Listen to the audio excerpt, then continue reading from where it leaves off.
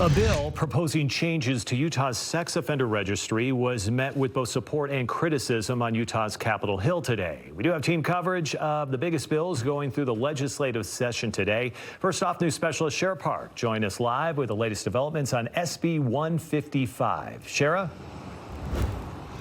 Yeah, Mike, when SB 155 was first released by Senator Todd Weiler last week, it was met with a lot of harsh criticism. He talked about getting call after call emails from folks who did not want to see this bill go through. So today a substitute bill was presented, and that bill actually passed committee in a 5-3 vote, and it now heads to the Senate floor for full consideration. Now, the full version of SB 155 focused on moving certain criminal offenses with a lifetime sex offender registration to the list of offenses only requiring a 10-year registration stay.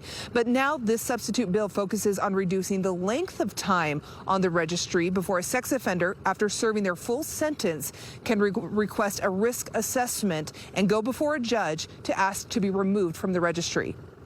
That's why I think in those rare circumstances where someone maybe got onto the database and with unusual circumstances, or they're on the database and they truly have reformed their lives, they ought to at least have a chance to make that case before a judge. The bill, if you could raise your hand.